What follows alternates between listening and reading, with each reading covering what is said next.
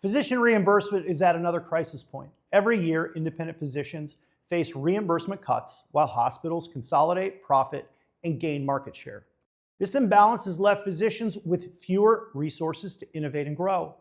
It's time to restore the fairness to physician fees and reward those on the front lines of care. Now let's talk about the policies that have entrenched the largest corporations and destroyed competition. Number one, we have anti-kickback and Stark laws. These were originally designed to prevent corruption.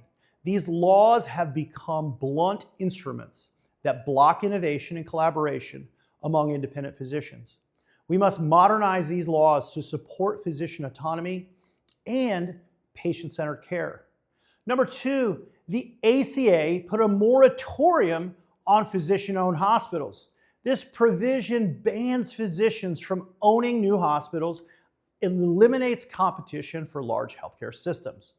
Physician-owned hospitals deliver the highest quality care at the lowest prices. Let's repeal the moratorium and let physicians compete.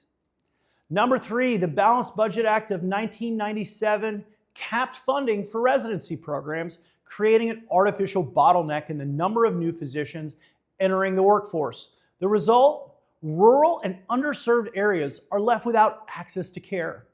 It's time to lift the cap and ensure that we are training the next generation of physicians. Each of these policies serves the interest of the nation's largest corporations at the expense of patients, physicians, and taxpayers. And that stops today. If you've heard me speak, you know I believe in transparency. It's the foundation of a competitive marketplace, and competition is what lowers prices and improves quality. Today, hospitals, insurers, and PBMs hide behind opaque pricing structures.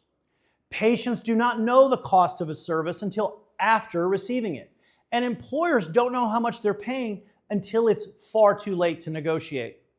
Imagine a world where every single healthcare price is public and easily accessible. Employers could build their own networks. Independent practices could compete directly with the health systems. Thousands of new healthcare plans would emerge overnight. Transparency isn't just a tool, it's a revolution. But it only works when we enforce it. It's time to hold the health systems, the insurers, and others accountable. I've spent years advising employers, independent physicians, and facilities embrace self-funded benefits and captive insurance strategies. Here is why it works. Instead of paying premiums to carriers and losing money forever, captive structures allow you to fund your claims. Unused premiums become reserves, which grow over time, turning your expenses into assets. Captives are how the Fortune 1000 fund their insurance. They're the best kept secret in healthcare, but it's time to bring them into the mainstream. Even the federal government once had a captive strategy. Programs like Medicare and Medicaid could have been funded through these captives, saving taxpayers billions of dollars and building reserves for future generations. But lobbyists and private insurers and everyone else that's a grifter push these government to abandon this strategy, leaving us with today's mess. Let's bring captives back. Employers, hospitals, and independent practices can control risk and build their future. Small businesses must not be penalized for their size. Small employers can join forces through association plans, pool their resources, and negotiate better rates. By underwriting these plans as self-funded entities, we can lower the expenses, increase the competition, and give small businesses the same advantages as the largest corporations. Certificate of need laws, called con laws, are yet another barrier to competition. Designed to control healthcare expenses, these laws actually do the opposite.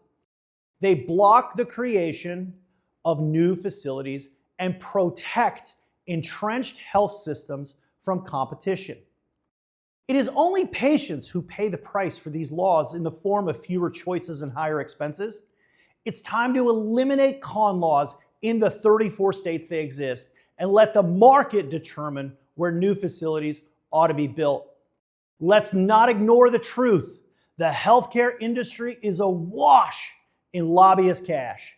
Pharma, device manufacturers, insurers, and health systems spend $700 billion to influence policy and protect their profits.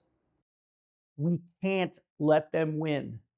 Our healthcare system must serve the American people and not the interests of corporations.